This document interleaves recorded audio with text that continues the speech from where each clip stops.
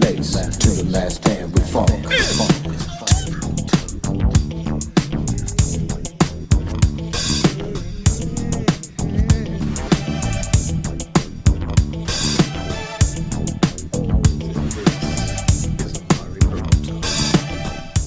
Welcome to episode 125 of Amari Purple Talk, the music podcast talking about Prince-related artists, music, videos, and everything in the purple world of sound. Joining me this week is the one and only Mr. Raine Baker, the curator of the Listen to Prince blog and website. Welcome back to the show, Mr. Baker. How you doing? I'm doing well, man. Thanks for having me back. Yeah, cool. It's good to have you back. Yeah, we conquered the gold experience the last time, and I guess the Prince estate was listening very closely because we got the the vinyl and the CD reissued. All is well with the world. But this week, we're going to talk about the hits 1 and 2. And the question is, does it kind of leave Prince fans out in the cold for the winter? If you remember last week, I was talking about how the B-sides was never part of a separate release. You had to buy the whole set. I think going forward, the B-sides are going to be reserved for past and future Super Deluxe editions.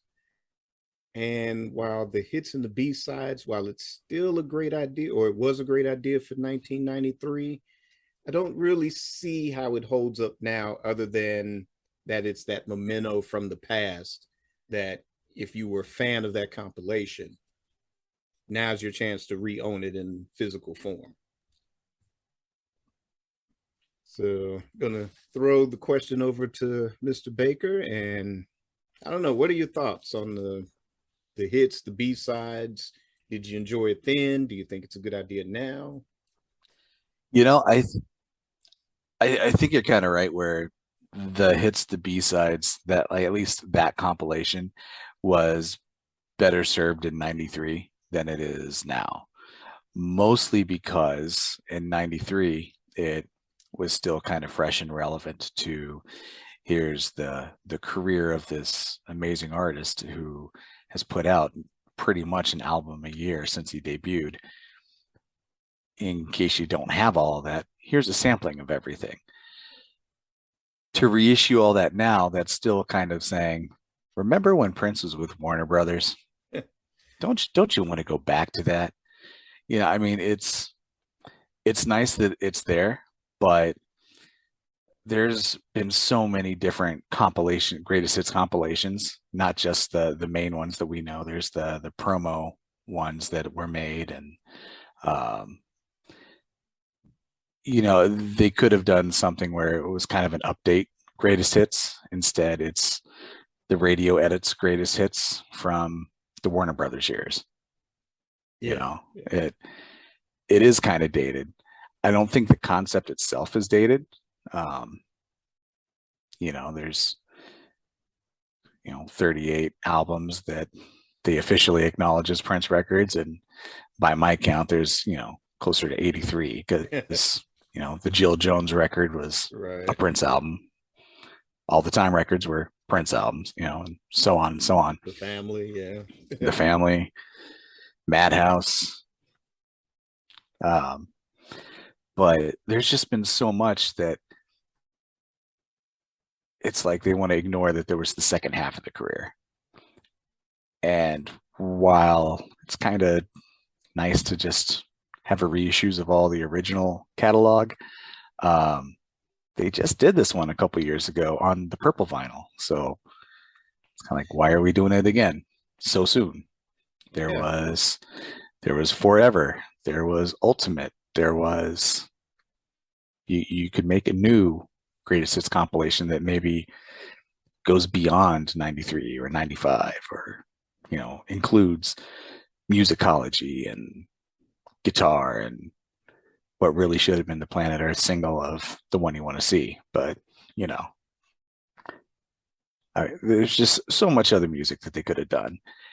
If they were going to release it, I would argue that the B-sides is what needed the release, because the B-sides album was my introduction. I mean, I was 13 when it came out. That was my introduction to, there was this whole world of music that I didn't even know because it wasn't on the albums. And while the B-sides might be relegated for special editions in the future, so are the radio edits, which most of the hits is a radio edit. Right. Yeah. So it's kind of the same argument there. Yeah, I found it odd even back then that a track like Adore, which was never single, they never played the full length version. Now, I guess you can argue Warner Brothers was like, oh, well, you still have to go buy that Sign of the Times album. And I don't know, maybe they were trying to still recoup some money from, those past albums. I mean, I don't know how much in debt Prince was at that point, but it waxed and waned. Yeah. But it was just odd that you didn't have that. You didn't have something like, say, Bat Dance or Mountains as part of that collection. And it was weird because you did have that as part of the collection if you bought the singles that went with it. So the Controversy maxi singles had acknowledged the Batman singles. It acknowledged Mountains.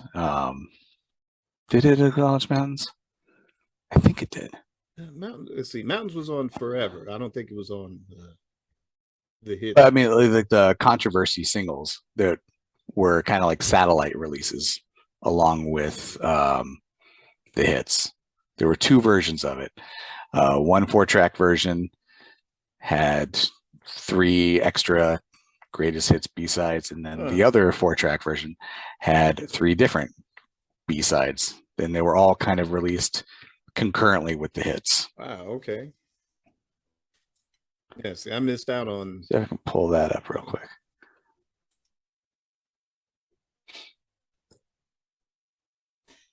There we go.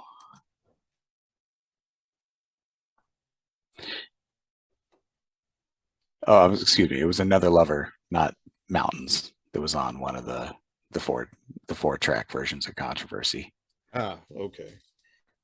But yeah, I mean, the Parade B-sides, Alexa de Paris isn't on that as well, and Batman's only show up on that entire set is 200 Balloons. Maybe it's been a while since I've looked at the hits. Mostly I don't go back to the hits collection because I had all of them, so I didn't really stick the hits in very often.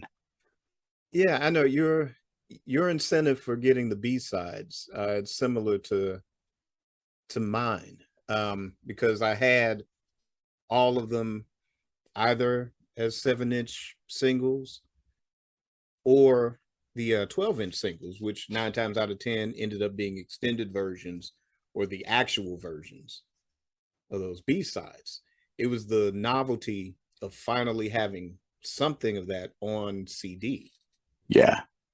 Well, and having it all together to where you didn't have to try to hunt it down, because I know growing up in Indianapolis, I wasn't able to find almost any of them. It was amazing when I was able to find 1-800-NEW-FUNK in '94 in a record store. It's like, what? There's a Prince album that's not the album. It's something to the side.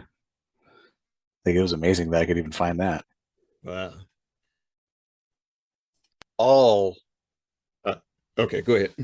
All of the Batman era B-sides are on the singles that were related to the hits. So Pink Cashmere had the remix of The Future. Peach had Party Man, I think. Huh, okay. Yeah. So the edit of Party Man.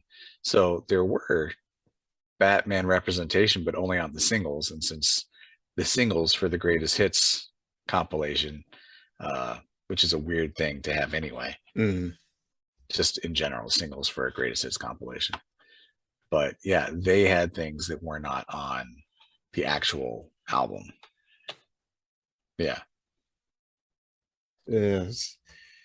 Pretty interesting compilation, even for then, because it was a compilation he didn't give like 100% input into the making of the project. And Yeah, that's a whole thing where he wanted to, and they essentially, like, this is like an extreme dumbing down of what happened, but they essentially paid him to not be part of it so that it could come out on their timetable, not on his. wow.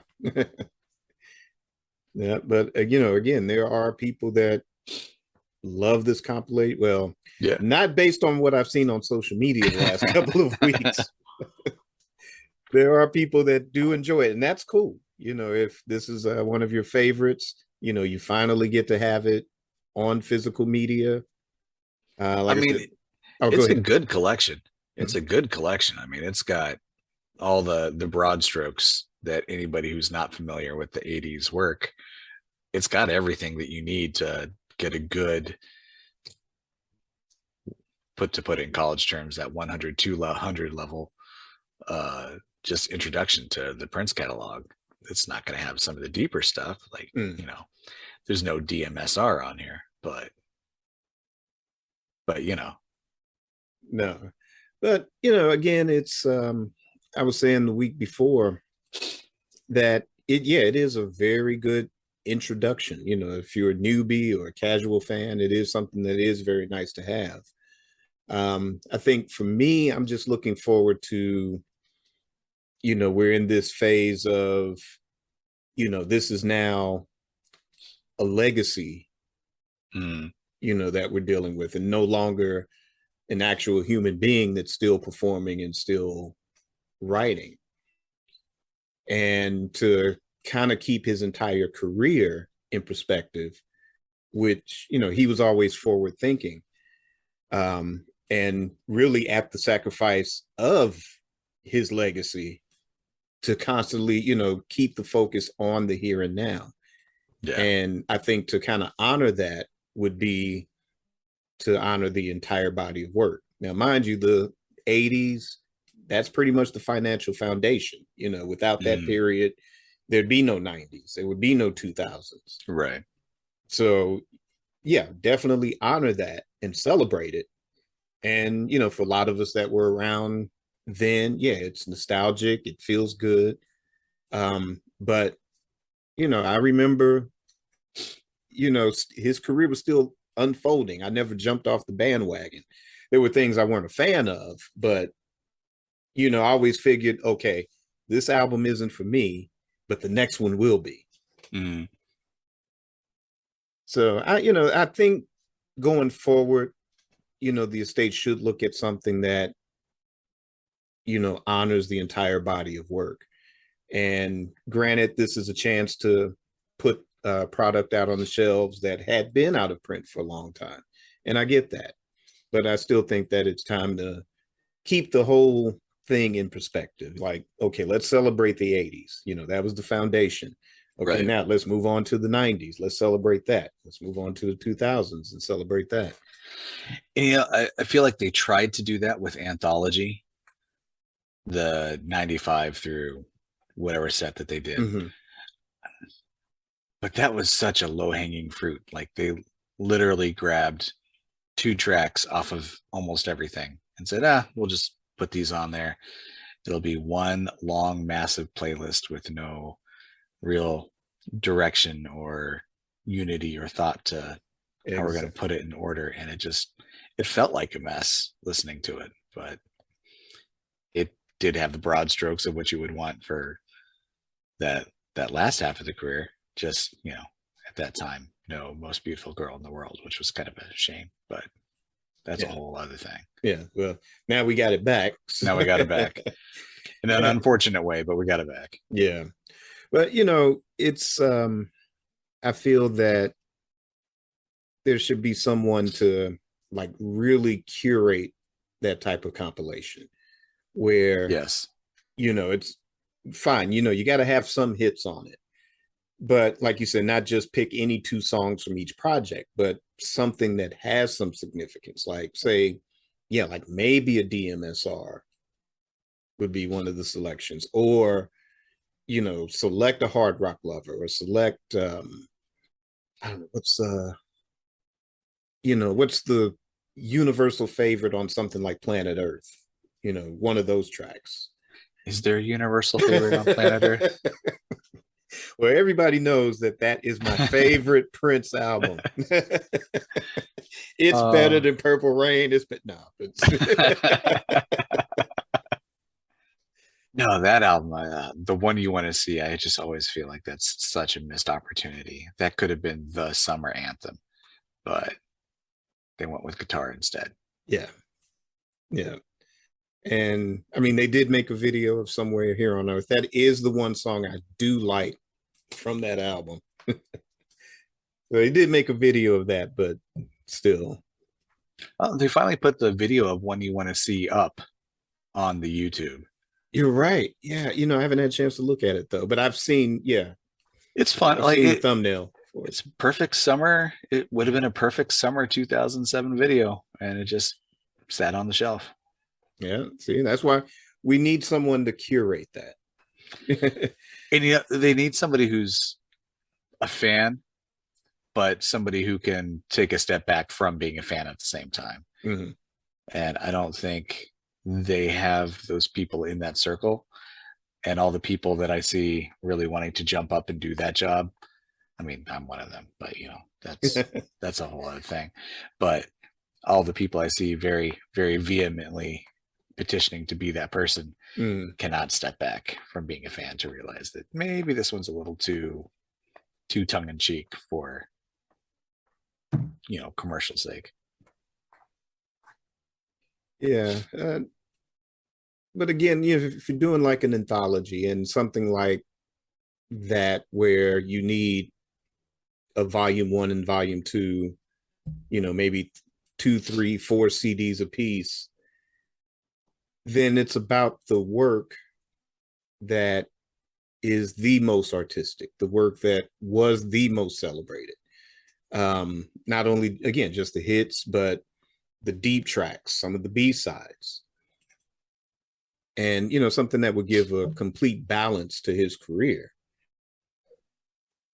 And, so I guess like comparing the Red and Blue albums, there are a lot of people that just love the Blue album, and as opposed to the Red one. And then there are people that enjoy both, to complete the set. So I think Prince deserves something like that. Yeah, there's definitely work enough for it. Oh yeah. But what's most important is, what do everyone out in the purple music? Yeah, I can't talk today. Everyone in the musical, I'm doing it again, the purple musical singularity. What do you think? Are you left out in the cold? Do you feel like that the hits and the B-sides, it's another cash grab, or the decision makers, they don't know what they're doing? Or do you think it's a great idea? Leave me a comment and let me know your thoughts. And kind of on a related note, the next topic is why we may not see a major release from the estate until the Netflix documentary. And the Prince documentary, that is the most anticipated project from the estate, from Netflix, for me. I know we were discussing before the show about the length of it, and how this would have to be a multi-episode, each one being an hour and a half, 2 hours, to really tell Prince's narrative, give it justice. But yeah, it's the most anticipated project for me. And I feel that with the way that Netflix does things, they have access to all of the film footage, the vault material, and they want to keep it as exclusive as possible. So I don't know, best analogy I can give is the Marvel Netflix shows where they had the rights to Daredevil, Jessica Jones, and then when they decided to cancel those shows, part of that clause was that Marvel couldn't produce any content utilizing those characters for 2 years. So I'm guessing this might be the same thing with the Prince documentary, where everything is saved just for that. And then whatever time period, a year, 2 years, then if you see concert footage in the Netflix documentary, then a year or two later, you might see a standalone Blu-ray of that concert. Or if they utilize vault tracks, then if it's not going to be on a Prince documentary soundtrack for Netflix, then, you know, a year or two, it'll turn up on a super deluxe edition or special compilation. I don't know, Raine, what are your thoughts on the Netflix documentary? Yeah, so like we were kind of talking about earlier, I really wonder what direction they're going to be going with it. Just, I mean, you can look at any 3 year period in Prince's career, and that could be, to even do it remote justice, a 10-hour documentary, and that's even only hitting the highlights. You know, I mean, if you were to look at the true revolution years, which would be 83 through 86, there was a whole career for most artists in that time frame. To where True. if it's going to be a 6-hour documentary series, how are you going to do that justice? You know, you might be able to do the revolution justice in that, but what about, Eric Leeds' role and all of that? What about the family? What about Jill Jones? What about Madhouse? Greg Brooks and Wally and Jerome? What about Jerome deciding to do that Janet Jackson video and being essentially pushed out of the Prince circle for a while? Yeah. I mean, there's so much that you're really going to have to pick and choose what's important to this narrative, and then it becomes all about the narrative. So like I was saying before, the Sign of the Times box set was great for the content that it had musically, but all of the written content that came with it really felt like it was remember the revolution, the revolution, the revolution. There was almost nothing about the Sign of the Times tour, which is extremely interesting in how some of the stuff went down on that tour. And there was nothing about the Sign of the Times band, you know, which how did Sheila E. go from being an act that was being pushed in her own right to being the drummer for Prince's band? Miko and Levi just being in the band. Why was Fink the only one kept from the revolution as part of the band, even though Bobby Z was still under contract for a few years? You know? Right. Like, there was so much that was interesting with that time period, and all it was the Wendy and Lisa version of the revolution. That's all it talked about. So there was a narrative going on with it. And it only tells, you know, a quarter of the story, not even, you know. So and maybe it's because I work at a university to where I'm always leery of the documentaries that they show there to begin with. There's always some portion that's left out that I feel like, is this going to be focused on just an era? And if so, how are they focusing on it? Or is this going to be covering the full career, and we're going to get an true Hollywood story version of it that's going to sensationalize whatever it can to try to keep you coming back for the next episode?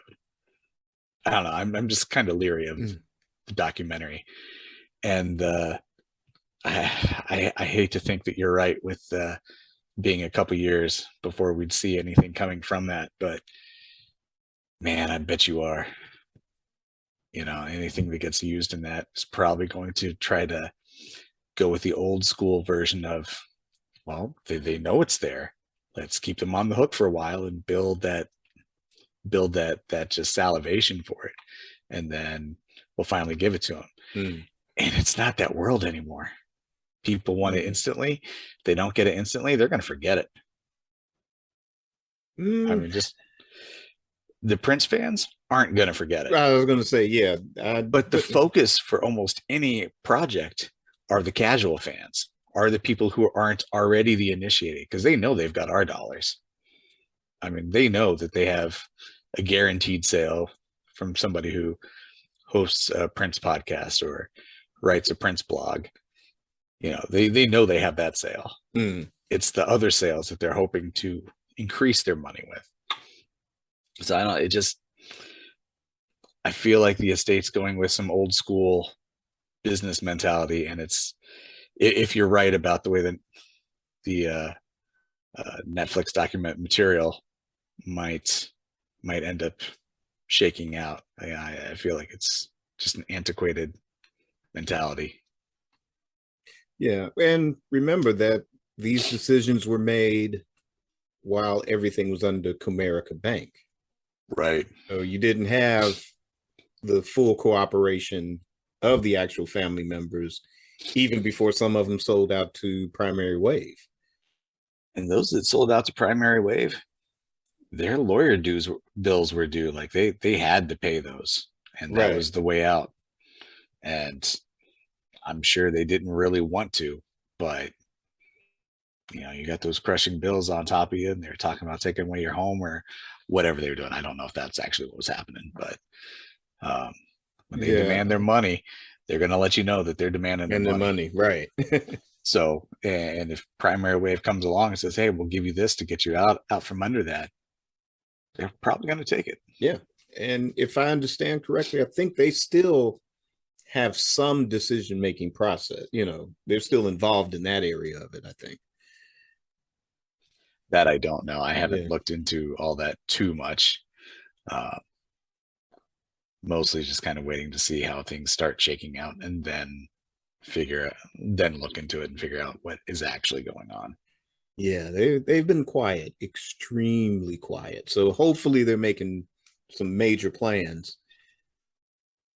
You know, because you got 2024 coming up, so another Purple Rain anniversary, and hopefully a better super deluxe of that. But you know, bringing it back to the Netflix documentary, the director Ezra Elderman. I've seen some of the 30 for 30 stuff. I've seen, you know, OJ Made in America, and he's a pretty solid documentary director.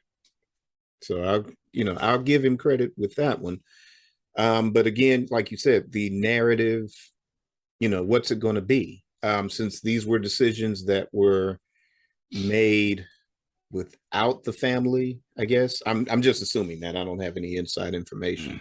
Right. But assuming that these were decisions that were made without their full input, then is it going to whitewash some of Prince's history? Is it going to focus, you know, on the sensationalism of his passing? Is it going to focus on, like you said, is it just going to focus on Purple Rain and nothing else? Or, you know, but I'm guessing it's going to be about 8 episodes.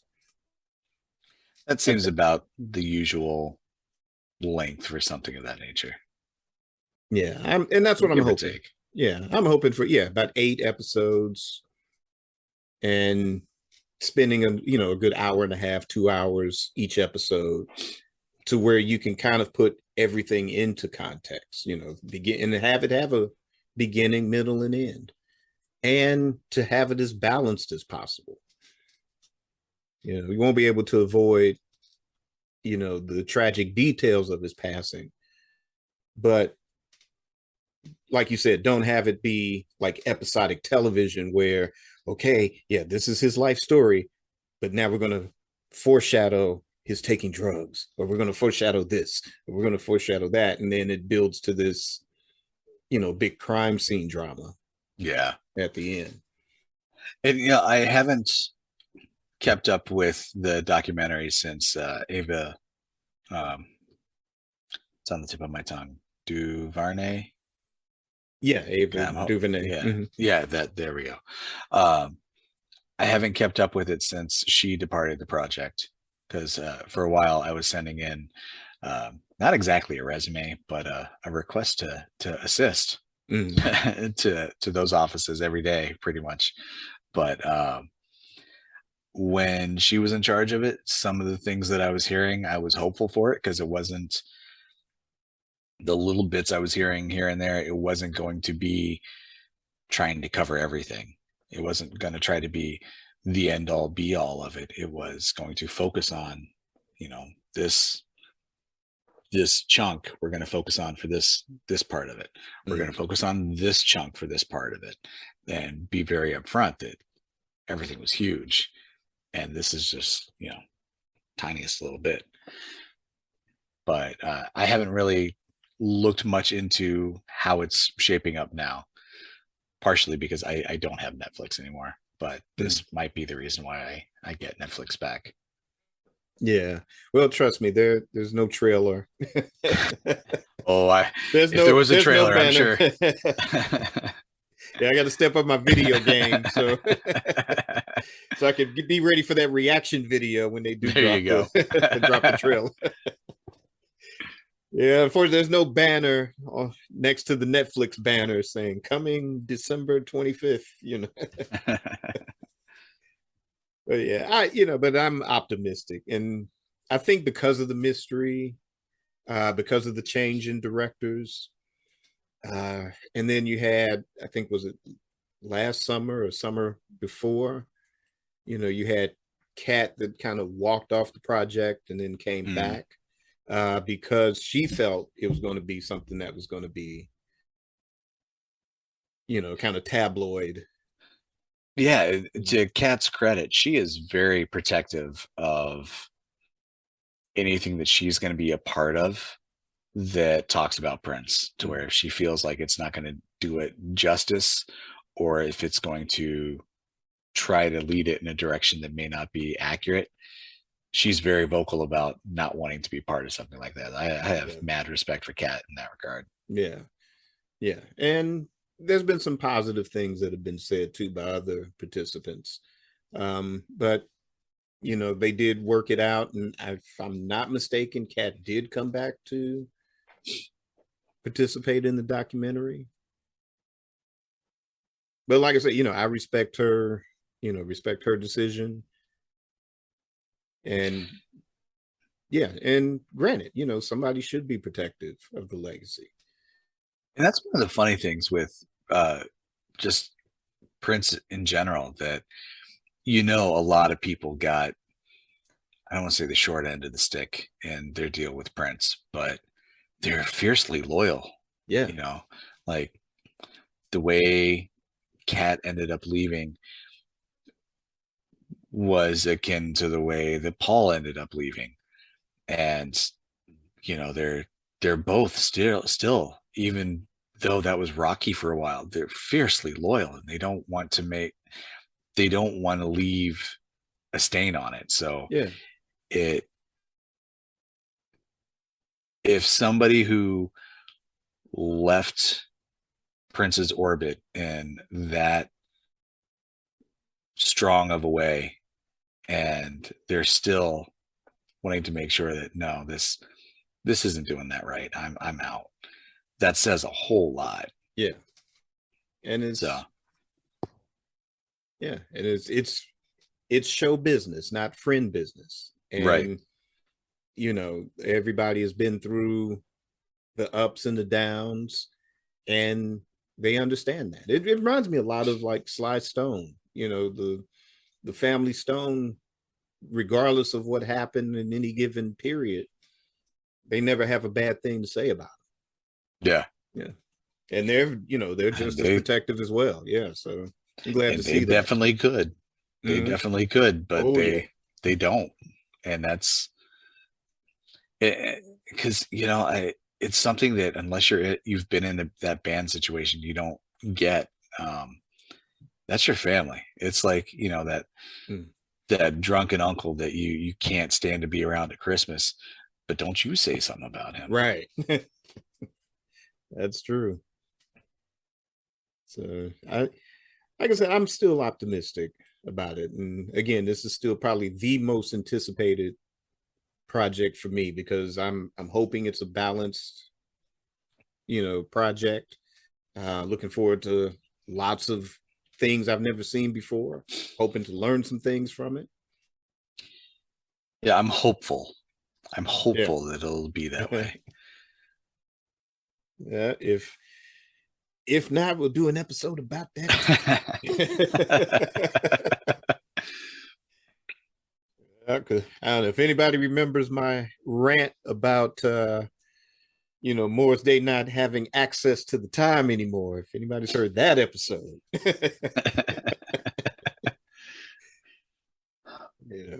We try to keep it had peaceful. a point with that. But no, that wasn't. But that wasn't. I mean, I get when Prince was alive. I get that part. But the thing with Comerica Bank and that part of it. Yeah, that was the rant. No, I don't want to get you riled up again. Because I remember that episode. Yeah. Yeah, but anyway, let's see.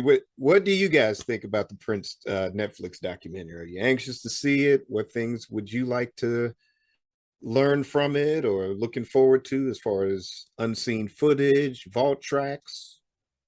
I also want a soundtrack, just like the Zappa thing, 3-album, 3 CD set, full of vault tracks, Right.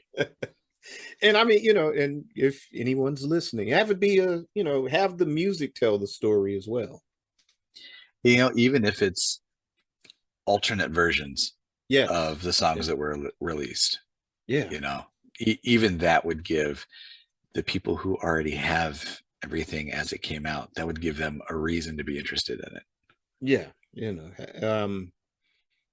Have it be like a, just some, like the Power Fantastic where there's the studio chatter at the beginning, have the soundtrack include a lot of those elements of it. Yeah, so many of those, just the basic tracks version would be just incredible to hear what it sounded like in its original form, Oh yeah, that'll be nice. Yep. So Estate, send your cards and letters to Raine and Richard and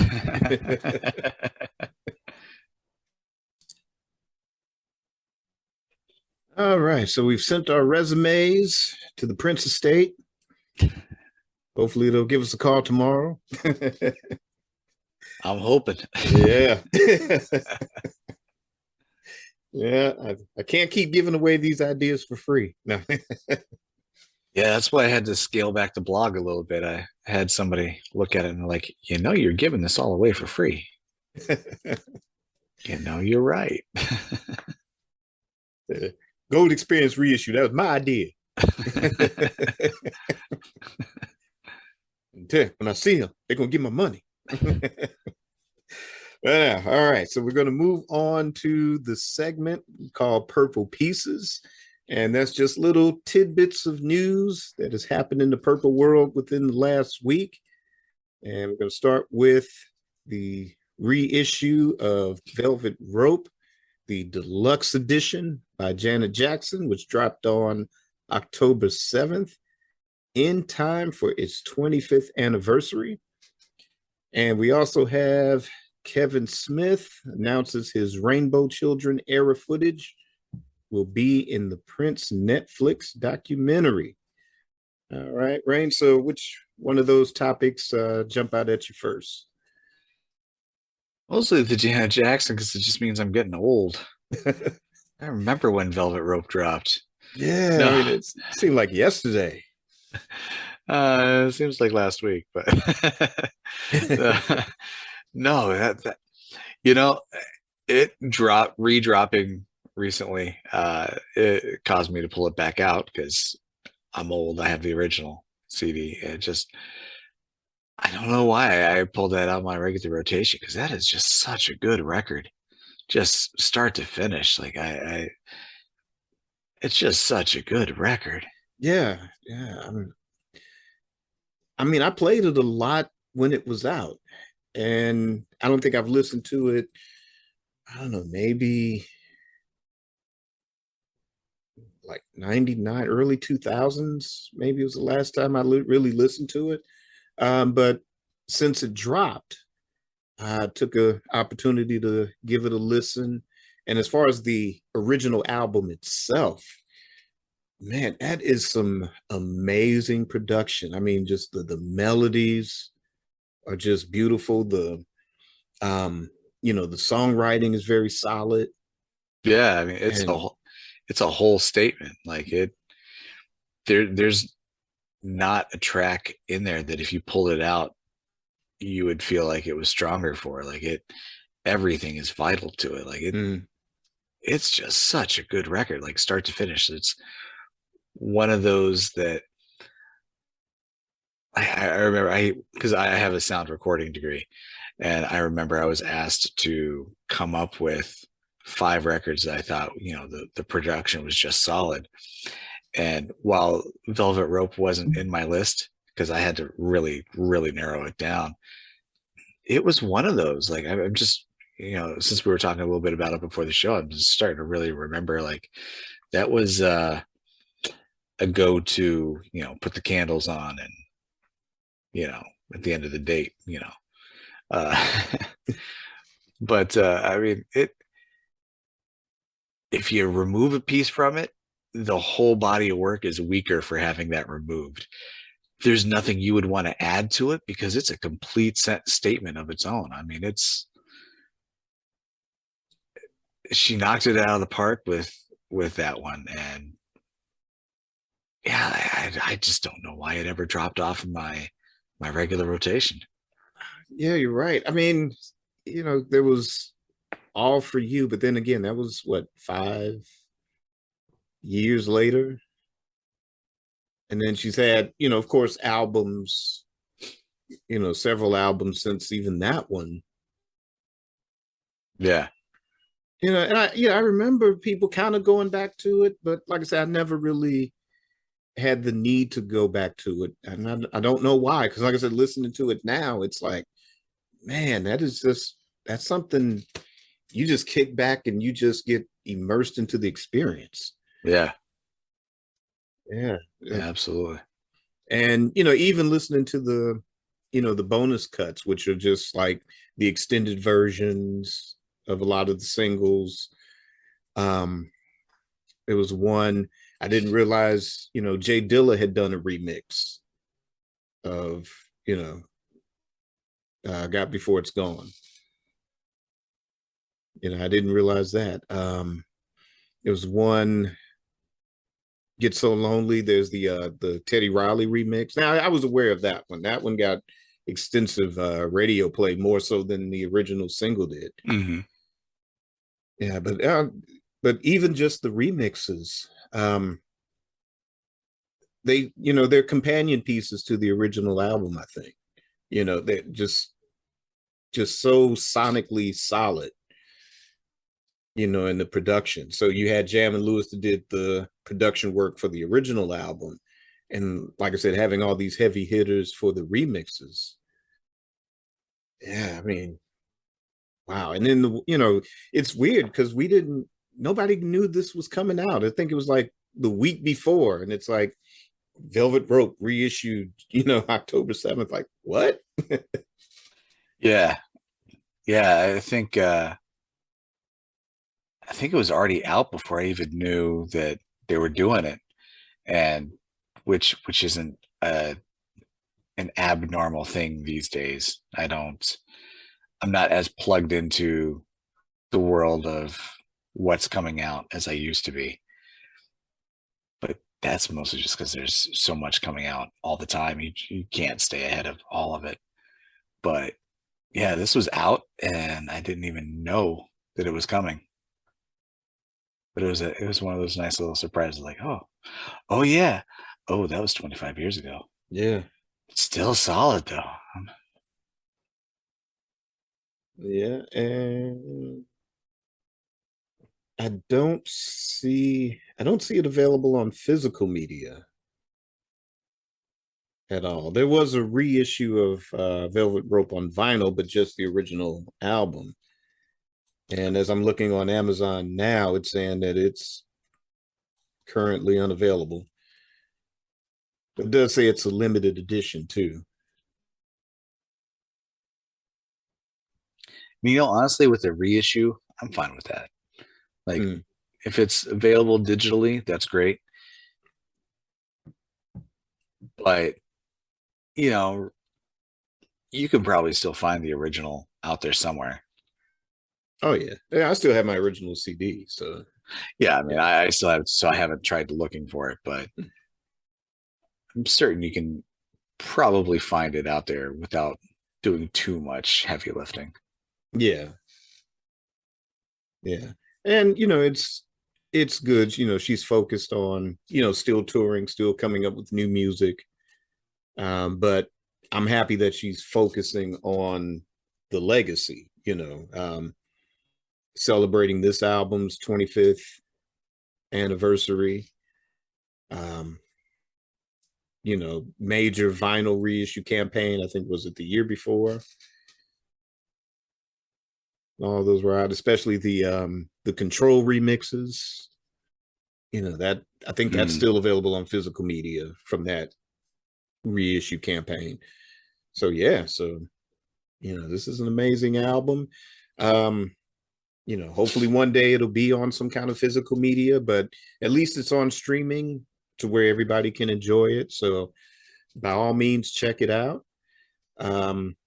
Moving on to the Kevin Smith dropping an interview in The Guardian, where he was asked about the Prince footage that he shot during the Rainbow Children era. I would urge everyone that hasn't done so already, check out on YouTube. You can find it, An Evening with Kevin Smith, where he tells that story about getting the assignment to film that documentary and all the chaos that ensued.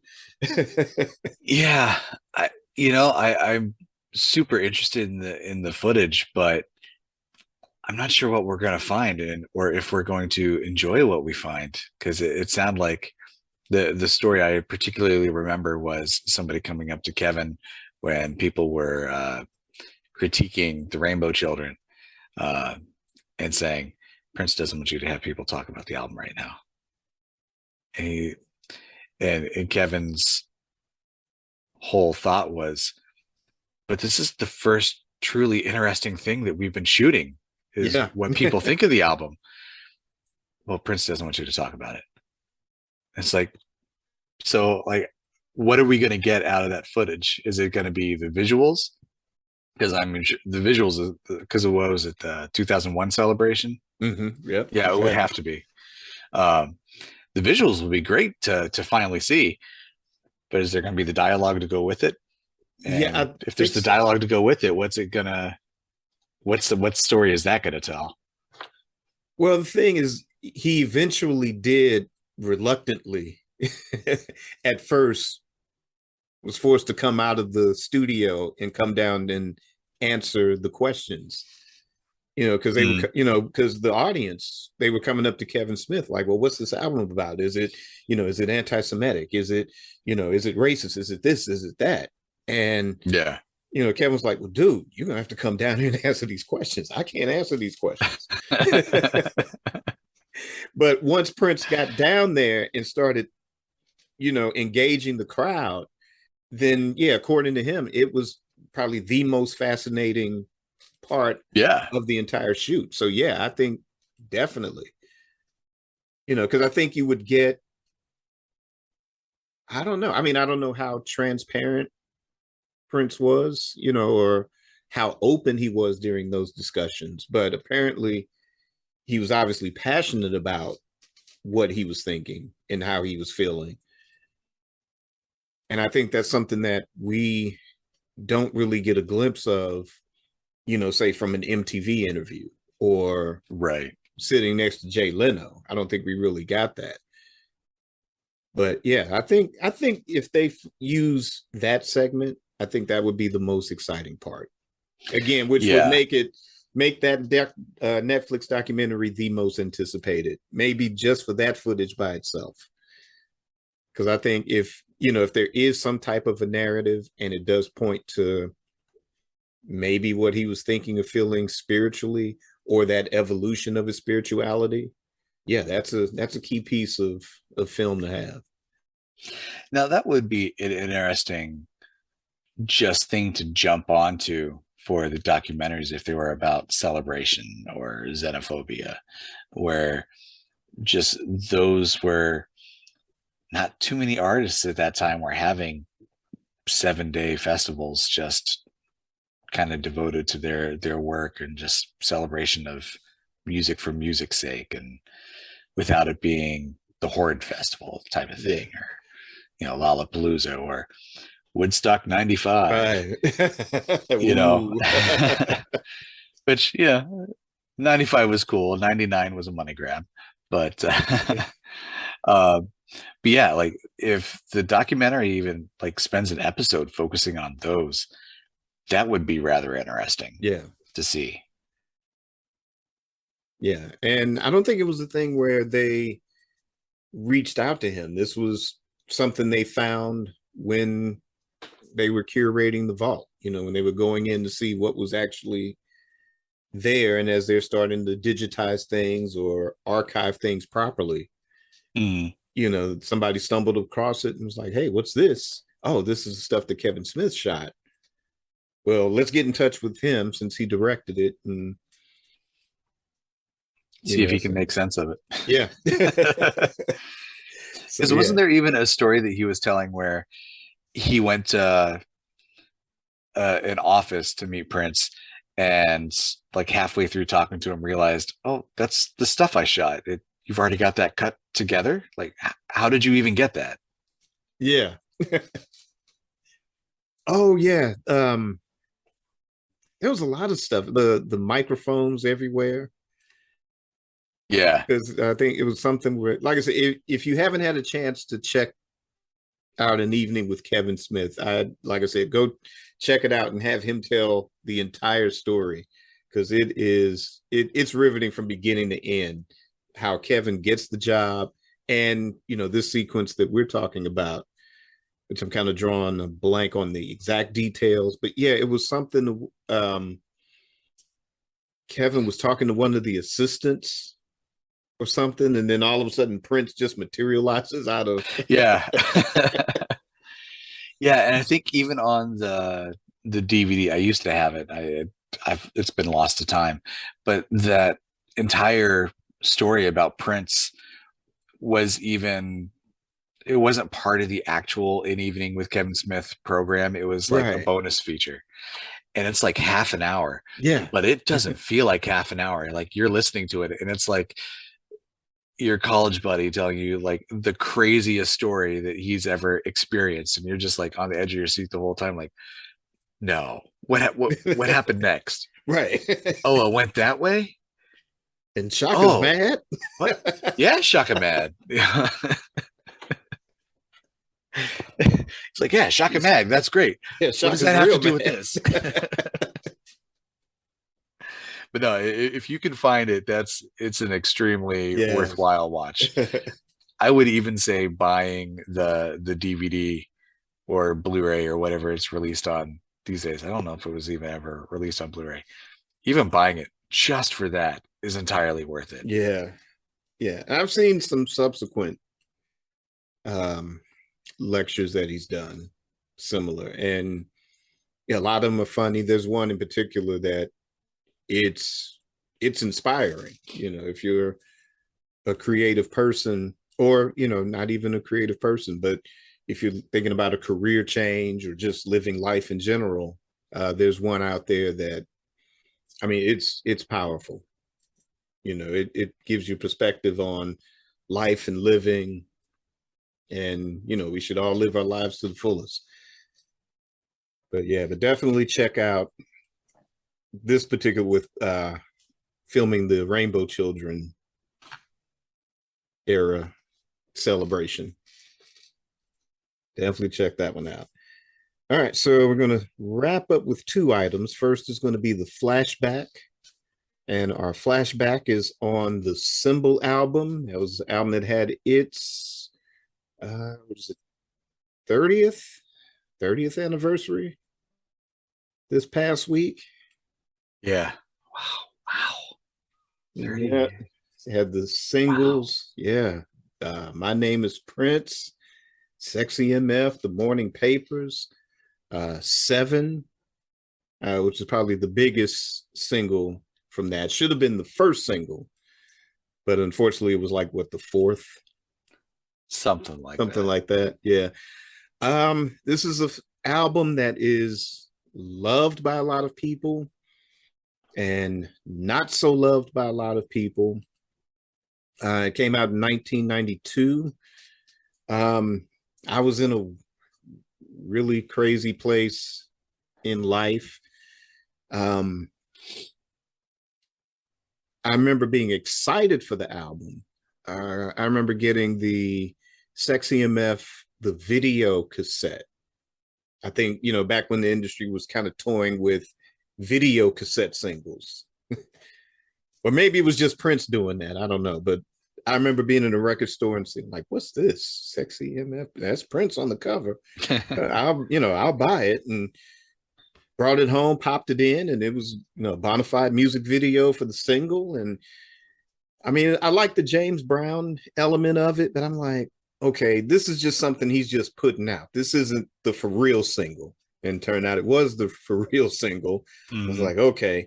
And then after that was My Name is Prince. And I'm like, okay, this can't be the for real single. Yeah, this was the for real single. But I was still excited for the album, and I bought it day of release. And overall, I like the album. It's not a major favorite of mine. Not like a lot of other people, but there are songs that I enjoy on it. Again, things that I wish were lead-off singles or songs that I wish would have been able to get more airplay. It is kind of a concept album. And, even while that's kind of a rarity in R&B, I think even in rock circles, it was kind of hard to digest as a concept album. Well, and that's just because the concept part of it was cut out to make room for more music. Partially, there was enough of the concept left in that you could piece it together, but you really had to do some work to piece it together. Yeah, I don't know, probably a lot of people know this, but the original album had a lot of narration in the front side of it, to really set up the story. But it was delivered in just such a monotone way that it was probably better for being cut, unless there's a version of that narration out there where they have somebody actually, telling the story rather than just reading it off of a paper for the first time, as if it's the first time they've ever heard or read or even knew that they were about to read something. I mean, it's in the city of Cairo, there was it's got promise, but not in the hands of that narrator. And, I guess, maybe Angela Bassett was busy. And it was that would have been a different. and knowing Prince, it would have been, the secretary in Paisley Park. Here, read this.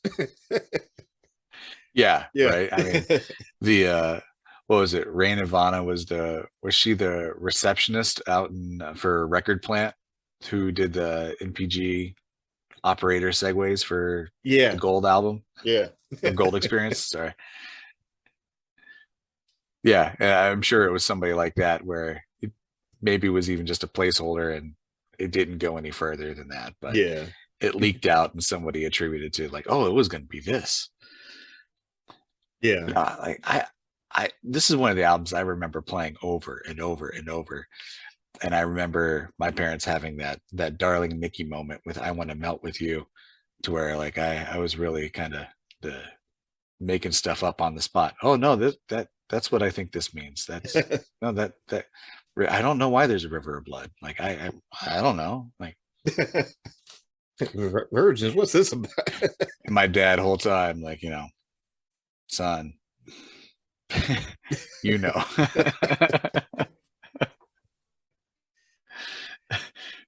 But mom and grandma bought it, so that's the most important. Yeah. See, well, me, it was a lot earlier. See, I had to protect my 1999 album because, my grandmother threw away my Eddie Murphy comedian album, not once, but twice. It was like one day it mysteriously vanished. So I went and bought another copy, and then that went mysteriously. So yeah. So I learned by that point. So when the 1999 album came out and Let's Pretend We're Married, it would be on full blast. But right when it got to that part, zoop, volume goes down. Oh, the song ended early in a weird place. It's like, I'm tired now. Let me go to the next song. Yeah. But yeah, I mean, this album just has so many good moments on it. I mean, Pip Rags, Tootsie Pop, Raise Your Cane. I mean, what? That was so cool and out there. Yeah, I mean, and completely unexpected.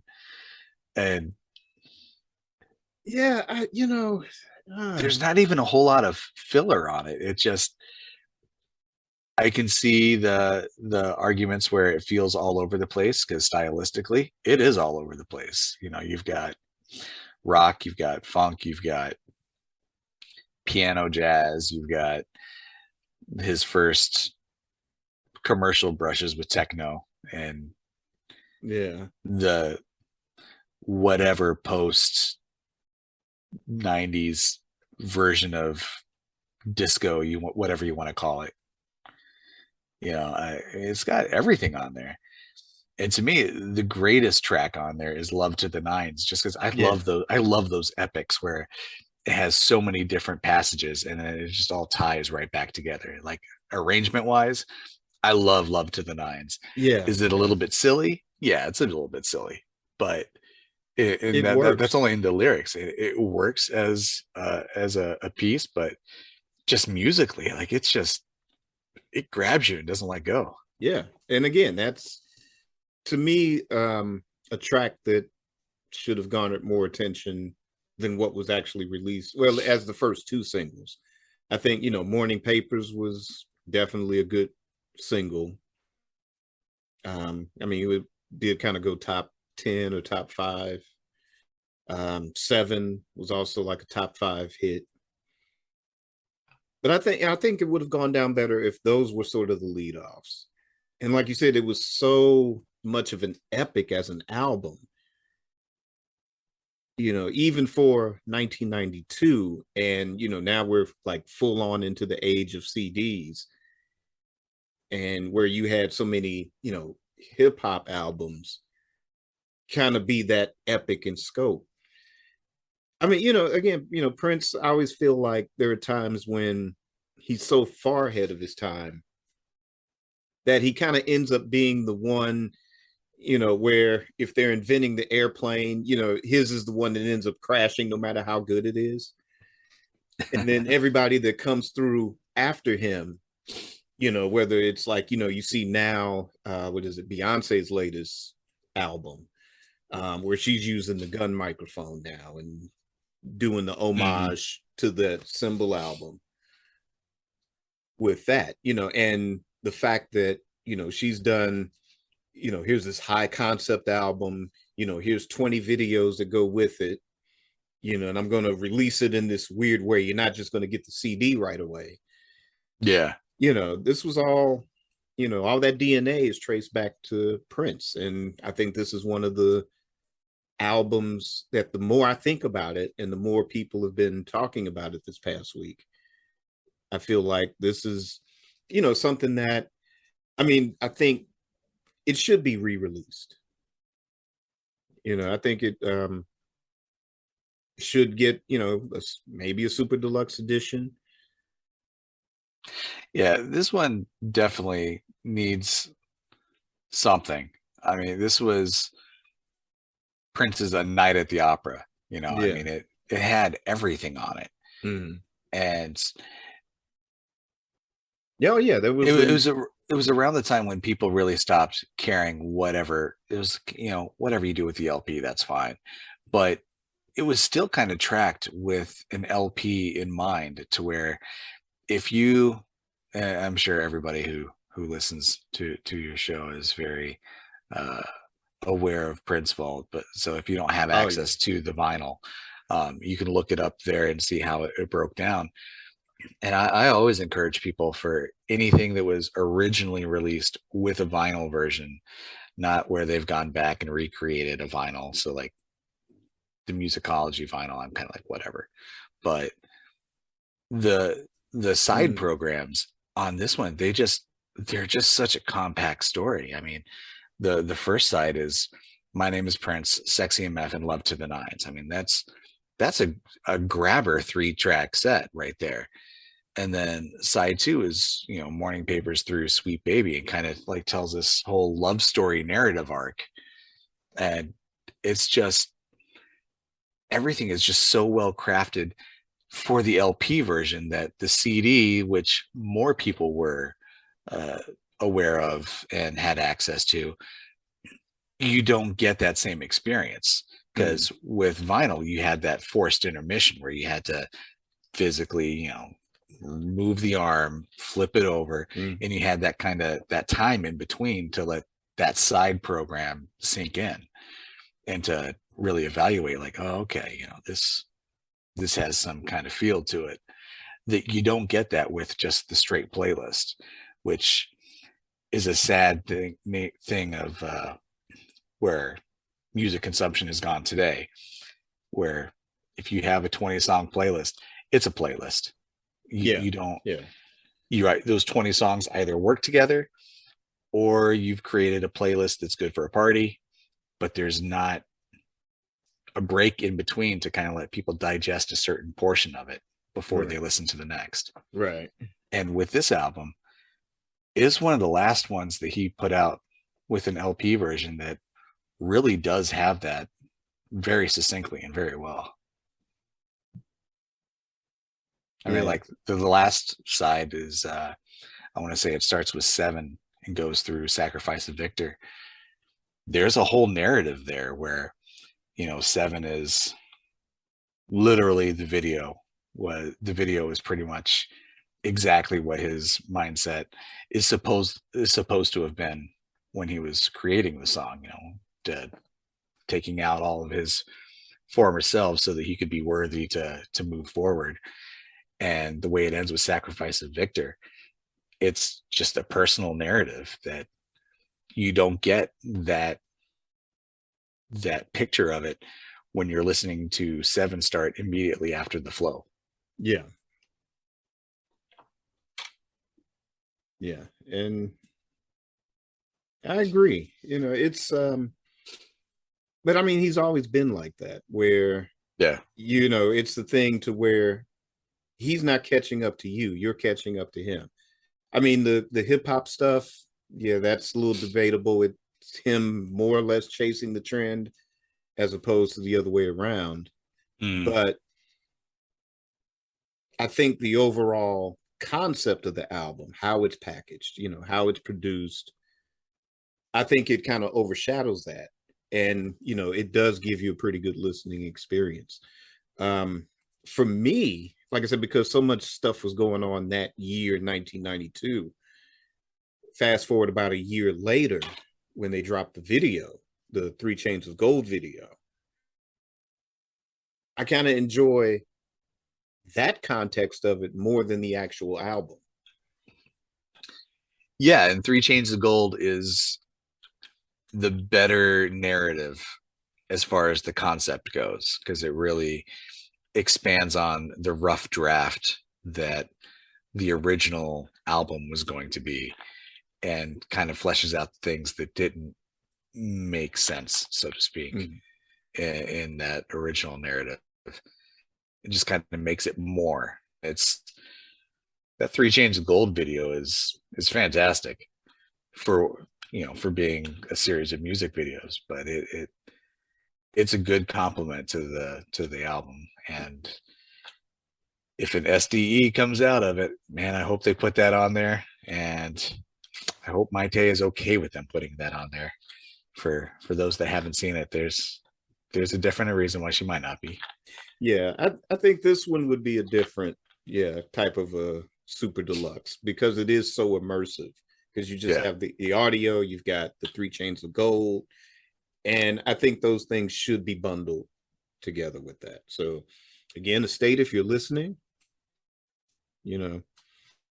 that's another free idea. We'll take a few purple ducats, a few purple croutons, some free discs. But that'll be it for the Symbol album. What do you guys think of it? Is it one of your favorites? Leave us a comment and let me know your thoughts. And then we're gonna end this episode with a few quick words on an album that didn't get released. So this will be our spotlight segment. And today we're going to briefly talk about the High album. And I'll let Raine take this over. This is his area of expertise. So we got a few quick thoughts on the High album. Yeah, to me, the High album is the Camille of the whole the artist formerly known as Prince era. Even though it was going to be the first one released as Prince, all the music was kind of the culmination of the musical style that he had started to kind of cultivate from Emancipation on. I mean, it's just such a great collection of music. We kind of know what order the songs were supposed to be in. There's a few different track lists out there. They're the same songs, but they're in slightly different orders. One of the highlights is just "You Make My Sunshine," where that duet with Angie Stone is just, that gets me every time. He had Millennia doing the backup vocals, basically taking the place of what the Steels were doing in the early 90s. And most of that song is even just Angie Stone in Millennia singing, riffing. And it just, I'm gonna sound a million years saying this, but like, it gets you right in the feels, like right for that last half of it. Mm-hmm. Oh, and it takes church. The radio edit version where they cut out the ending choral call and response, back and forth, whatever you want to call it. It's not exactly call and response, but like the way the edit chops that off is just such a travesty. Like, you have to hear it's just so powerful. And When I Lay My Hands on You, when he's perfectly aping Carlos Santana playing the guitar, which I can go on forever about it, but he was more influenced by Santana than Jimi Hendrix. Definitely. I always felt like the Hendrix comparison was just lazy. Yeah. And for all the wrong reasons. But it sounds exactly like he has Carlos Santana playing on the record. And sure, maybe sometime in the future we'll find out, well, he actually did have Carlos lay down a track, but I'm just riffing there. I don't think he actually did. I think it's probably just him playing Habibi. Or probably even just the Mad Cat. But it's perfect. You literally think you're listening to Carlos Santana playing on a Prince track when it's just him playing. Yeah. And the Daisy Chain is on there, and that's great. Super cute. Gamilla. Like, I love that instrumental. It's it's just such a nice preamble to You Make My Sunshine, to where it just kind of does the palate cleanser thing after Daisy Chain. And it's just almost all of this music was released as The Chocolate Invasion, so it's out there. I think a couple tracks were released on Slaughterhouse, which those are two that really do need to be put out in some type of thing that people can purchase. But I thought it was going to be kind of, when Sony was dropping those kind of trilogy of reissues, I thought eventually they were going to get around to that. But that was a whole thing. The MPG MC stuff was its own bucket, and they didn't go with the commercial releases, and it was just weird. But yeah, the High album was so great. It had such potential. And I know why it was shelved in favor of Rainbow Children, because he was going a completely different direction. And some of the music on High definitely is of a different state of mind than he was actively living at the time. But to me, this is the Camille of the later years. Yeah. And hopefully they'll drop it as maybe a record store release one day. Or, Yeah. if they do, I don't see it being a part of a Rainbow Children Super Deluxe, but I mean that's a possibility too. But what do you guys think? You have you heard of this album? Have you made a playlist based off of what's been released already? Leave us a comment and let me know your thoughts. And now we got the clock ticking down on us, so we're going to end this episode today. Raine, thanks definitely for coming on to the show. Yeah, I'm always happy to be here. Yeah, and of course you'll have his social media information in the show notes, so be sure to check him out. The Listen to Prince blog, definitely good educational reading. Joe, I'll say I am responsive to social media posts. I haven't been so active lately, just with, life, but I'm definitely responsive if anybody ever shoots a message. Cool.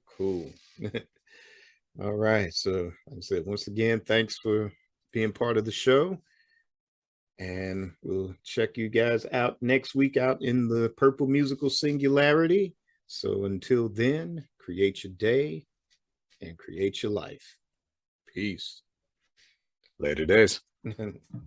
Cool.